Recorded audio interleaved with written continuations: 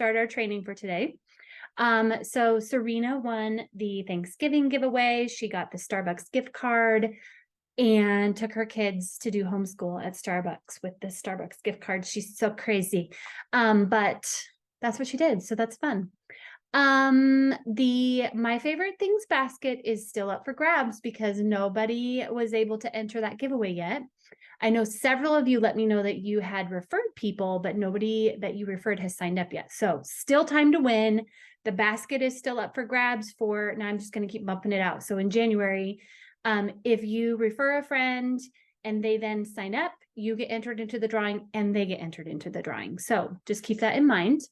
And then the giveaway for today is the top contributor for this month. So the person that participated the most in the group. There was actually 3 of you, but by a hair, the top contributor was Amanda. So Amanda, I'm going to be in touch with you. You either can pick a candle, which is like a Christmassy scent. It's called, I have it right here. Tree Farm. Yay for Tree Farm. So you can either have the Tree Farm candle or you can pick a plant from, actually, she's in this group, my friend Hannah, who is part of our Let's Grow membership. She just opened a new shop in Cheney called Curated, and she sells these cute little plants. And so Amanda, you can either choose the candle or a plant. And we'll figure out a way for me to get that to you. So, because I know you don't live quite in the area, but close. Okay, so congratulations, Amanda. All right, so just some quick reminders. Once a week, I will post every Monday some prompts for you to respond and just a way for us to be engaging in the community, but you can post anytime. You can post a picture, you can post a question, you can vent if you need to. That's what this group is for. So post anytime, but I will be posting a prompt every Monday for you.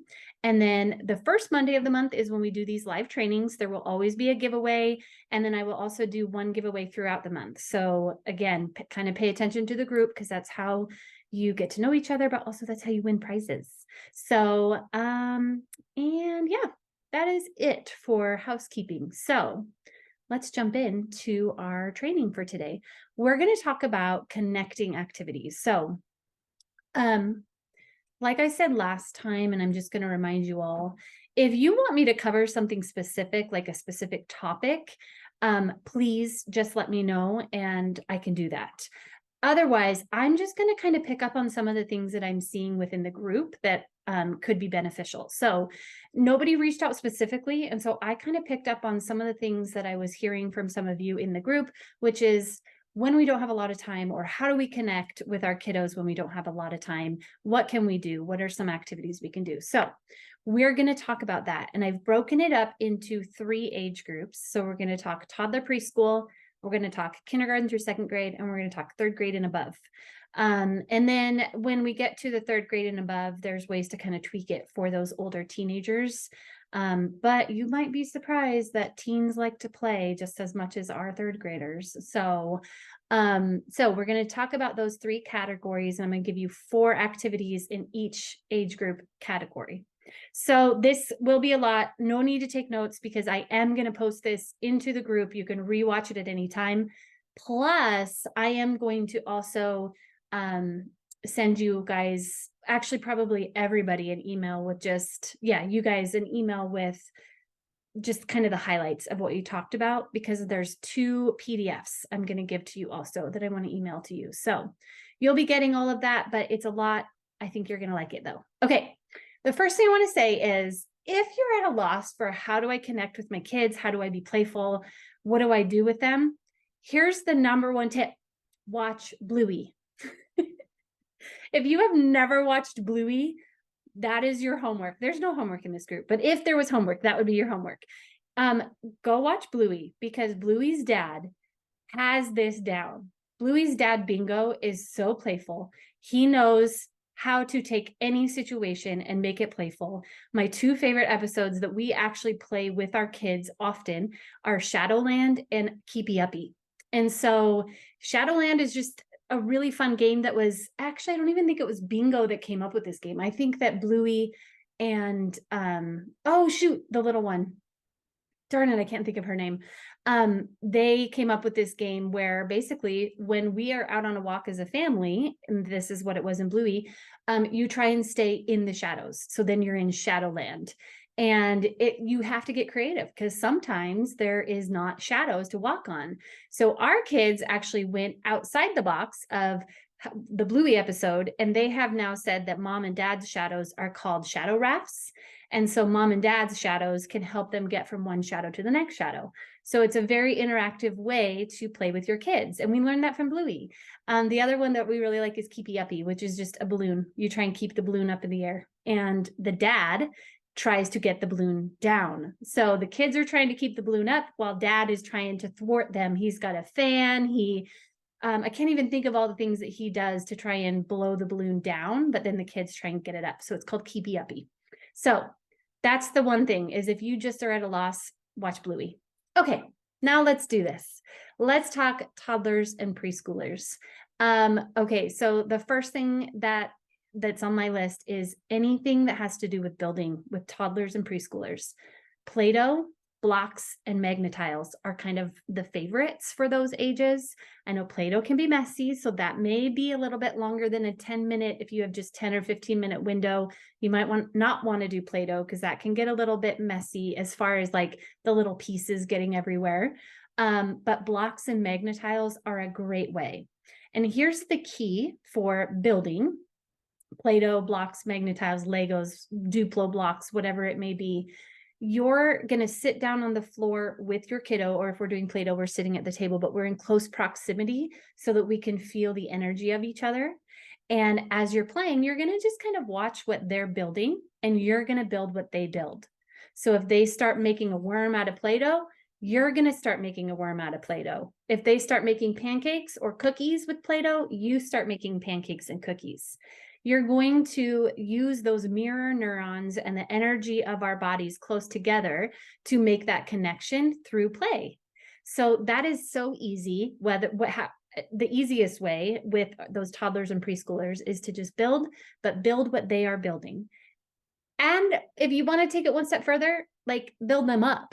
Tell them how great they are at, how creative they are, or how you love the twinkle in their eyes as they're doing that craft, or that you just love that they were thought of putting a blue roof on the purple house, that was very creative, or that you just love their laugh, or thank you for sharing your Legos. So take it that step further and build them up. It doesn't take that much time. So that's the first one. Second one for toddlers and preschoolers would be a game called Guess My Feelings. And so the way that we do this one is I am going to, in the one of the PDFs that I told you about, is a piece of, shoot, I should have had it ready to show you, but you'll see it when you open your email later. It's just this paper that has a bunch of different feelings on it. I want to say 16 feelings on it. And so what you're going to do is you're going to print that, you're going to cut it up. So you just have little, basically cards, and you're going to take turns drawing one and making the face of the feeling. Now for toddlers and preschoolers, I would probably weed out some of those that are going to be harder initially, but eventually we want to get to those because we do want our kids to have a robust emotional intelligence. We want them to have that vocabulary of knowing what hopeful is, what is guilty, what is embarrassed. We want them to know those things, but initially they may not. And so start with the easy ones: scared, mad, happy, sad. And so you'll draw a card and you're going to take turns. If I draw sad, I'm going to make a sad face and see if they can guess what feeling I'm showing on my face. So how is this connecting? Oh, very easy. They're looking in my eyes. I'm looking in their eyes. That's all it is, right? I'm close enough to them that we are feeling each other's energy and we're making eye contact. Plus, we're teaching our kids about feelings. Then they get a turn. They get to draw a card. And if it's those simple basic feelings, it doesn't matter if they can't read. They can see the picture. They should be able to tell if it's happy, sad, mad, scared. And then they'll make that face. You try and guess it. And we play that back and forth. Okay. So that's the second one. The third one is just reading a book. Those toddlers and preschoolers, they sure love to read. Actually, this is probably good for kindergarten through second grade too, depending on your kiddo. But I have 3 of my most favorite books right here that I'm going to show you. So Riley the Brave is my #1 go-to. This is an amazing book about this little boy, this little bear, Riley, who was raised in a home that was maybe not the safest for him and didn't have safe big creatures to take care of him.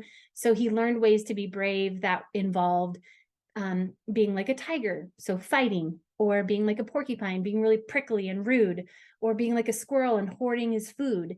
But then he gets adopted by the elephant family and he learns that he can be brave in new ways, like asking for help.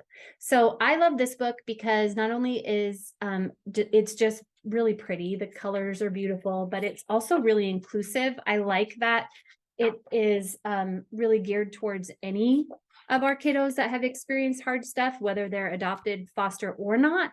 A lot of our kids have experienced this stuff. But then I also love that it allows for conversation, and that's what we want. So we have 10 minutes, we can read a book and talk about times that I have had tiger moments or times that my kiddo has had tiger moments, and have just a little like connecting time. Okay, another book that I love is this one called All Better. It has reusable Band-Aids in here. And so they're just little reusable stickers that stick right to the book. And this is a book that is all about giving and receiving care, which is important for our kiddos to learn because that's the foundation for empathy. And so this is a good book to just start that conversation. Again, it's interactive. They get to pick the stickers and put them on the animal. We talk about a time that maybe we were hurt, and then we follow that up with any time that our kiddo gets hurt, we offer them a Band-Aid, just like All Better. And this continues on into our day. So it's not just a one and done. It's, oh, sorry that happened to you. Do you need a Band-Aid like Bear?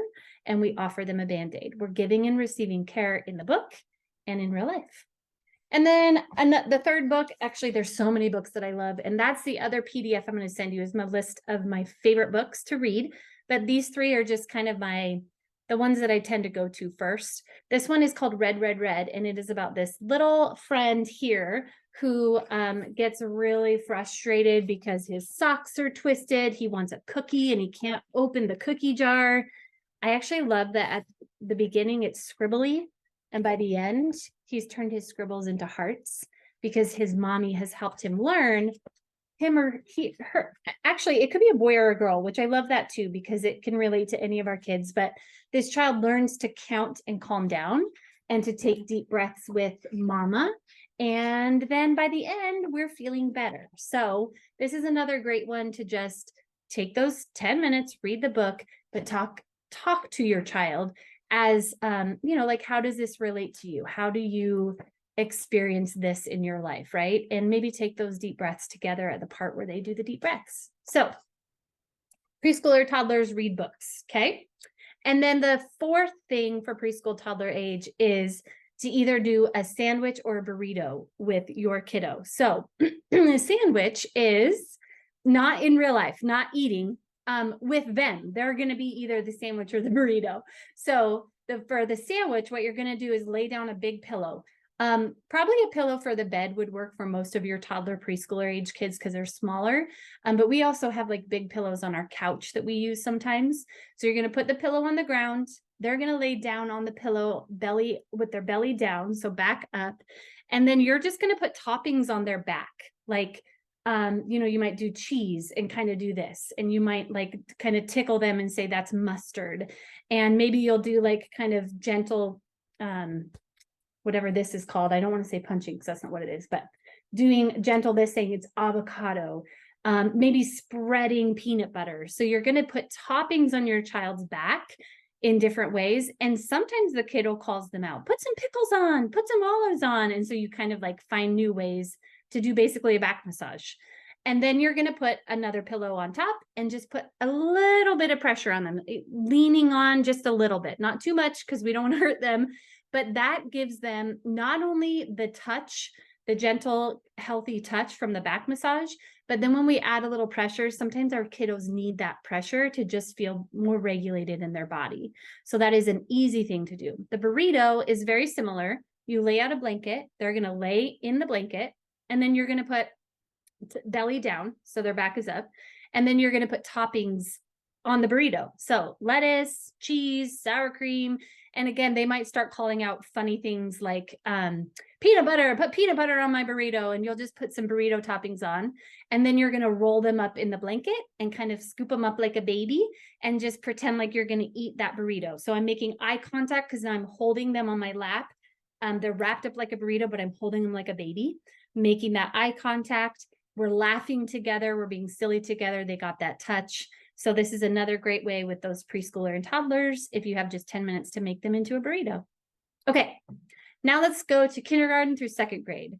The first one on my list for this one is the shadow game. So this one is, you're gonna stand probably about 3 feet away from each other, and you're gonna face each other, and you'll take turns doing this. So maybe you let them go first, and whatever they do, you do. But you have to stay facing each other. So they can't like run into the other room. You have to explain to them how the game works, that you're basically if they move this arm up, you move this arm up, and you're just shadowing each other. If they stick their tongue out, you stick your tongue out. If they wiggle, you wiggle, right? Whoops, made my thing wiggle. So we're gonna just play this shadow game, and they'll do it for a little bit. In theory, it would be you do it until the person who is shadowing misses a move.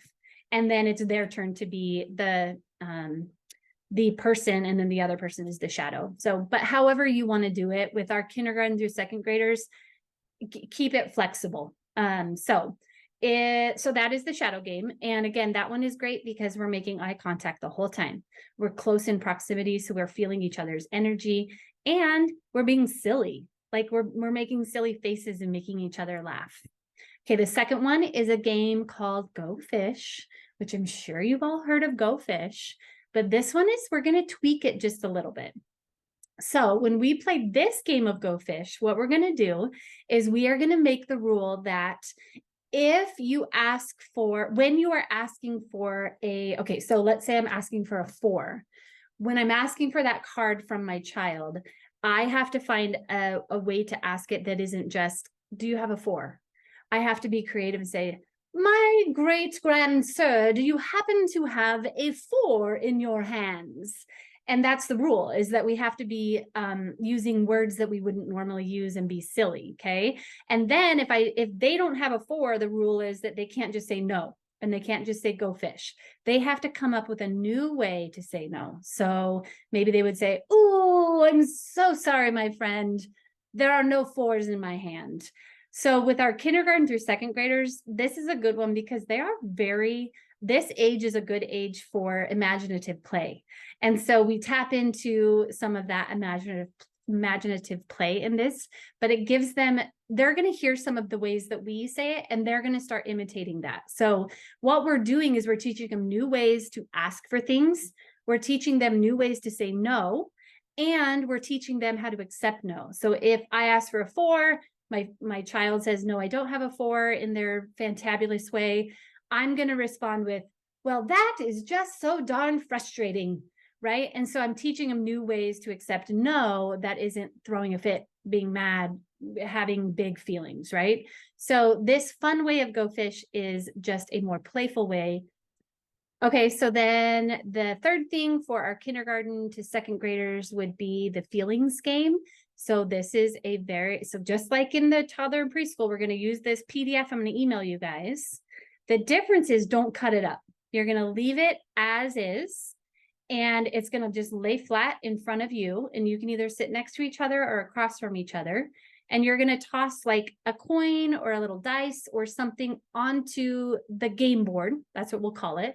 And whatever that lands on, if it lands on happy, then if I toss the coin, I'm going to say a time that I felt happy. If it lands on hopeful, I'm going to say a time I felt hopeful.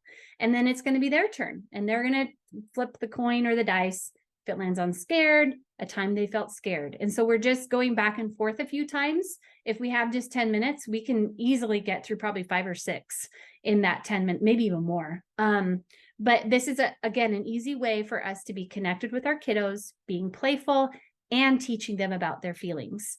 What I love about this too is that it normalizes feelings for our kids, because they're hearing us talk about times that maybe we were scared or we were angry or we were guilty. Some of those feelings that society would label bad, where we know that all feelings are good. There's no bad feelings. And so this helps kind of normalize those big feelings for our kids so that they can start to see like everybody has these feelings. Okay, the fourth one for our kindergarten to second graders is Play-Doh, blocks, Magna-Tiles, Legos, just like our preschooler and toddlers. Same idea. We're going to build, we're going to create, we're going to imitate what they're building and creating. It's probably going to be a little bit more complicated because they're older and they can do more, but it's the same idea. So we're going to just build with them and build them up. Okay, let's move to third grade and up. So this is third-ish grade and up through however old adults, whatever. So these games can actually be played with all of these ages. I did kind of label them a little bit older because our younger kids may not be able to grasp some of these concepts. The first one is the shadow game, which we talked about with kindergarten through second grade. The same idea. You're standing across from each other, you're doing something, they imitate you, vice versa, right? And so the older our kids, we can maybe be more complicated and maybe wink, where our kindergarten through second graders might not be able to wink. So same game, same idea. All right, the second thing for third grade and up is the game called Guess What? And so you're going to sit. This is better if you actually do it with the whole family or more people than just you and your child. But you're going to sit in one room, maybe on a couch, everyone's facing one direction, and one person is going to stand up in front of everyone. They're going to observe. Then they're going to go into the other room and change something about their appearance. So maybe take one earring out, maybe flip a sock inside out, maybe put their zipper down, maybe I don't know, put their hair back in a ponytail and come back in, and the person that figures out what they changed, they then get to be the person that's it. So this game can go on as long as your kids are involved in it and into it. Basically, if they're still interested, great, keep going. If you're starting to lose people, call it good, do it another day. Okay. So what I love about this one is it allows us to connect in the sense of we do have to look at each other. Sometimes our kids get embarrassed or they have a hard time with eye contact, but if we're doing this in a game, they are standing up in front of us at some point and we are making eye contact and we are looking at each other and we are being observant, right? And so it's playful, it's fun, but it is a way to connect. Okay, the third one is Guess My Feeling. So again, we're going to have the feelings chart that I will email you. You're going to cut it up again. So just like with the preschool or toddler one, you're going to have these little cards of feelings. And this is one that I would do with a group. So I wouldn't do this with just like just you and your child. I would do this with a group. So maybe your whole family, or if you get together for the holidays with some friends. And basically everybody is going to have one feeling stuck to their back. And so this is why I labeled this one third grade and up, because sometimes our younger kids have a harder time explaining feelings with words, because that's what we're going to do. So if I have sad taped to my back, then everyone else around me is going to see that, and they're going to try and get me to guess that my feeling is sad. So they could either show me facial expressions and say, this would be your face. Or they might tell me like that you felt this way when this happened, if they know that I felt sad when something happened. Or they have to try and use their words to describe it without saying the feeling. So again, we're connecting, we're making eye contact, but we're also helping our kids learn more about feelings and emotional intelligence. Okay, the last one for our third grade and up is called Cotton Ball Soccer. So this one is not for everybody. Some people feel grossed out by this one. I don't mind it. So I'm going to tell you because it's fun. But some people, if it's not for you, that's fine. You don't have to do it. Basically what this is you're going to be sitting at opposite ends of a table, whether it's a coffee table or a dining room table. Make sure the table is cleared. You're going to have a cotton ball and you're going to try and blow the cotton ball across to the goal, which is basically off the other person's end of the table. So we're going to be just blowing with this. That's the gross part, right? You're blowing on each other. But you're going to try and blow the cotton ball across to make your goal. And you can do it as long as you want. So you could say, let's go to whoever gets 5 points, or maybe we set the timer for 10 minutes and we just do it for 10 minutes. So again, we are making eye contact because we're looking at each other across the table. We are being playful and we are in close proximity. So we're feeling each other's energy. Great connecting game that is fun and will definitely make you laugh. Okay, that was it. We got through it. Sorry about the Zoom ending there in the middle. It'll be fine. I will edit it and make it look pretty kind of on Facebook. So if you want to rewatch it, you can. But those are some ideas. So I gave you a total of 12. And I think that you're going to have lots of fun with the kids in your lives. So now is the time that I will open it up for questions, whether it's about this content today or anything in general, but we'll just do a time of Q&A. If no one has questions, then we can be done. So feel free to unmute yourself if you have questions or you want to say anything. Nothing. Sorry, I wasn't prepared. No, you're good. You're good. Yeah. I definitely have questions. I just don't know right now. Yeah. This will be every time on these trainings, there will always be time at the end for questions. So just know that you can always bring yours, kind of like live coaching, basically. You can bring your questions, your thoughts, your concerns, and we talk about it. So that's kind of what this time is for. Perfect.